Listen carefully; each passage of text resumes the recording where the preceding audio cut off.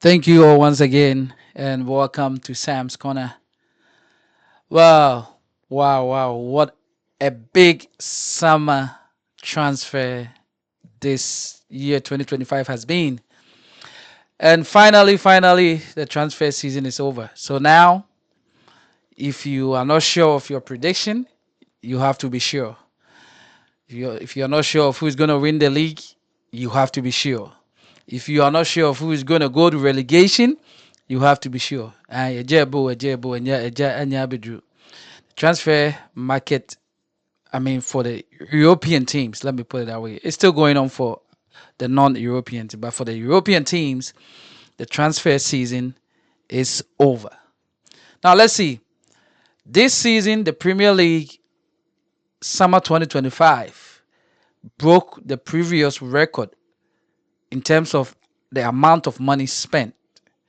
The previous record was 2.36 billion pounds. This transfer market, the record went to 3 point almost 1 billion pounds. 3.087 pounds to be exact. Now let's see. Who were the big spenders? It's obvious. Even if you don't know, if you haven't sit down to do the math, it's obvious. Liverpool were the top spenders, followed by Chelsea. Yes, Liverpool spent a whooping amount of almost 450 million pounds, with them also having the now or the current record signing, which is Alexander Isak from Liverpool, from Newcastle to Liverpool for a record fee of 130 million pounds. Now, we all know those who've been following this saga knows how it went about. Now, I do feel for players' empowerment, but Isak now is a Liverpool player, and I can see that the Liverpool fans are all excited about him finally coming over. But a while ago they were not, when Trent Alexander decided to leave and go to Real Madrid. Now they had a similar saga with Isak forcing his move out of Newcastle. Well, this wasn't even what I wanted to talk about today, but I wanted to put that before my main uh, discussion today. So yeah, Isak is finally a Liverpool player. Liverpool top spenders, followed by Chelsea, 280 million, followed by Manchester United, of course, 260 million, followed by Newcastle, 250 million. Now, the transfer market is really dead, to be honest. It's really dead. Some of these teams are overpaying, and when I say overpaying, meaning these players are not worth. If you technically analyze, they are not worth the prices that they're being bought. But that is where we are now. Newcastle got scammed to me. Weiser and Watermade, whatever his name is, a guy who has not even proven himself. I call him the German Nicholas Bentner. That's why I call him. How is he worth that much? 90 plus million. What in the world? I now understand why Bayern Munich pulled out of that deal. I now understand why teams went and pulled away from it. Because these days, if I was to bring back Cristiano Ronaldo moving from Manchester United to Real Madrid, he would have cost about 300 million. It's obvious. Because the way these players are going for is ridiculous. And even my own Manchester United signing Benjamin Sesko, I felt he was not worth that price. He's not worth it. Because let's be honest. There have been better strikers. We've had Diego Forlan, we've had Edson Cavani, we've had Ruud van Nistelrooy, But that is where we are now. This is where we are now. That's where the transfer market has come to. So Liverpool getting their man, but one deal that couldn't go through for them was McGehee, which I was very excited it didn't go through because Liverpool right now are way too stacked. And if there's one deficiency they needed to fix was the defense or their center midfield. But they didn't lose Gomez, which I bet was depending on if Marguerite was going to come. But I think since Geary's deal failed, they decided to keep Joe Gomez, who is like a glass. Every time he falls, he breaks. Yeah, that guy is he's talented, but his availability is an issue for Liverpool. So yeah, Manchester United also in the transfer market finally was able to offload Anthony and also Rashford. I saw the only player who had intention of not leaving was Jadon Sancho. Apparently, this dude doesn't want to give up his 300, almost 300,000, whatever week pay. So he said, "I'm not going for option to buy. I'm going for only a loan." But I guess it's better than nothing, right? If you want to have a good dressing room, if you have a good energy. So finally able to offload Sancho on loan. Let's see. Um, Tyrell Malacia is still looking for clubs. I hope he finds a club. I personally like him. He has been unlucky too with injuries at United. But yeah, the transfer market, as crazy as it went, yeah, and I'm not surprised the record is broken because the way these teams are listing or the value being placed on some of these players are ridiculous, and I feel like they are not worth it. Even including my own Manchester United buy, I think is some of them are overpaid. Let's see now who wins the league.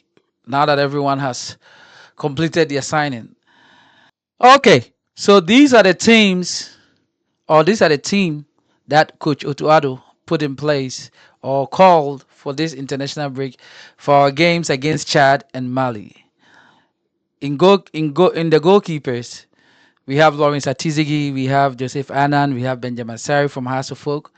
Defenders, Gideon Mensah, we have Derek Korn, who's I think making his first appearance for the national team. Salisu, Jerome Opoku, Alexander Jiku, who is doubtful anyway. Jonas Ejete, Tariq Lamte, and Caleb Yenchi. And I know I said Jiku is doubtful because he's trying to find a team. So um, him being doubtful is that's the reason why. That's the reason he's trying to find a team. Let's see. We have the midfielders: Elisha Usu, Kudus, Ibrahim Osman, Ibrahim Suleimana. We have Thomas Partey, and we have Abdul Salid Summit. Now, Partey was able to make this or be available just due to his case being postponed, his next appearance in court being postponed to September 15th. So he should be available for both games. And then we have Antoine Semenyo, Kamaldeen Suleimana, we have Joseph Pencil, and we have Jerry Afriye and Jordan Ayew, who constitute their forward lines. Now, I'm not surprised with these call ups. The only surprise call up, uh, or the one person I was looking forward to see in this lineup was Osman Bukari, and I believe he might be still working on his work permit and the issue with immigration in the United States. So they maybe don't want to risk it, but he's the only player. Apart from that, I think these are the available players. Ishaku, um, we have Ali Duseidu, who are all coming back from big injuries. So it's fair enough to leave them out because they will want to secure their place in their teams. And especially when coming back from these big injuries, the African terrain is not good for them. They might risk injuring or re-injuring these the injuries they had again all over again. So um I'm not mad about that, and it's not so surprising to me. Even though Ishaku has come back great, scored some beautiful goals, I still think he deserves some time to recover. So I feel like these guys should do it against Chad and Mali. I think they should do it. And times have changed. Otherwise, these games against Chad in the past, we could have just taken Asante Kotoko and House of Folk. But here we are. These two teams don't even have players to even qualify us to the Chan tournament. So how much more the Black Star? So yeah. Now, aside this, the, these squads have come out, but the news going around about the Black Stars, it's not even about the team. It's not even about the team. Someone will wonder what is it about if it's not. We are on international break. The teams are coming, the players are coming to play for their countries. Why are we not talking about them? This is the reason why. Today, the sports ministry released the budget for the first game, which is against Chad. Now, just bear with me for a second. We are Ghana. We say we are broke. We are poor. We are relying on IDF or whatever whatever to sustain us. And look at this budget the GFA sent to the ministry, which was even slashed down. Charter flight, $300,000. First of all, let's hold on. Hold on. Why are we even putting our budget in dollars? We are in Ghana. Our currency is the city. Why are we putting our budget in dollars? That is the illness of our country. Politicians talk in dollars. Oh, this contract was given to the contractor for this dollars. We talk in dollars as if the dollars is just like a regular currency, like worth nothing. Because they know if they bring these amounts into the city, they will be found out. Then let's check per diem, $150 per player, 27 officials, $200. Wow. 27 officials. 27 of them. Almost the same as players. $200. $200 was sent. $200 was what the ministry approved. We have $250 for accommodation in Chad. $250 was approved. 60,000 submitted for incidental expenses. 20,000 was approved. $80 for meals. $80 approved. Now tell me what the meaning of incidental expenses and meals. Why is the incidental expenses more than the meals? What is the incidental expenses anyway? Let's move on. 10,000 for bonus as a bonus. That's the winning bonus for the players. If they should beat Chad. Chad, $10,000 to beat Chad. The ministry said we will give you half of it, $5,000. Okay. 20,000 for head coach as a winning bonus. $20,000. And this is the same coach who is being paid $40,000 a month. Yet we are going to pay him per diem and also pay him a winning bonus of $20,000. $10,000 for assistant coaches. John Pinson now to one born out winning fee. No, you be tiana GFC and tiana 10,000. Now I'm like tiana per diem. Yes, tiano salary. Okay. GFA say okay, mean tia 5,000 I'm doing man. 10,000 for bonuses for team officials. Team officials, the executive members now with the ESCO members now they are volunteering now.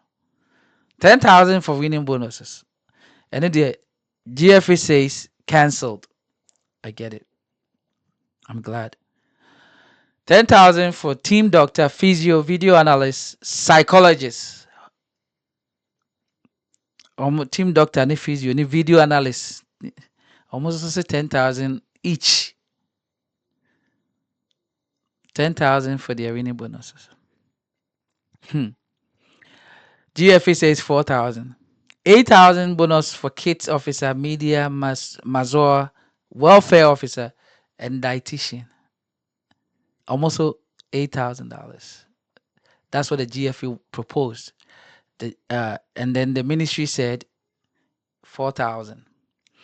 So I'm looking at this, and I won't be surprised if this GFA just purposely gave this value so that the GFA will slash it to what they actually wanted, which is still more for a country like Ghana. Why do we have to pay the kids officer, the media guy, the Mazua, the welfare officer, and the dietitian $4,000 for winning bonus? Why?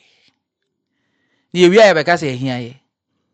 Nkura tete school dan se omunya at school dan a nkunya kura nim.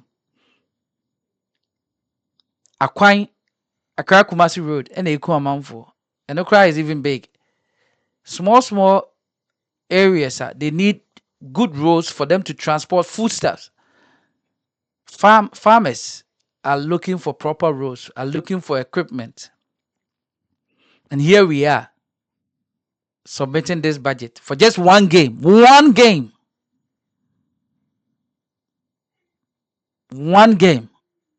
You submitted over $1 million. You to $1 million. A whole year in America, even if you're making 6 figures, for the whole year you don't make $1 million. And we are sitting in a country called Ghana. We say we are broke. It's just ridiculous. Bonuses for assistant coaches. What are they doing? $5,000. What are they using there for? And to top it all, the one that made it worse was that the GFA submitted $5,000 as a fuel price. Fuel price. For just the 2 days the Black Stars team were in Ghana training. For a game they're going to play away. $5,000 to fuel that bus. Now, anya bia bus no. And then I don't be free Ghana. I'm going to drive from Accra to Chad with that bus. Now, fuel, how much is a fuel price in Ghana? $5,000. A country called Ghana. Ah, well. If transparency is even going to go throughout all the way up to the president, this country will be better. Just even this transparency coming out proves how much the GFA have wasted. And I don't blame them. It's the ministry who always accepts these ridiculous budgets.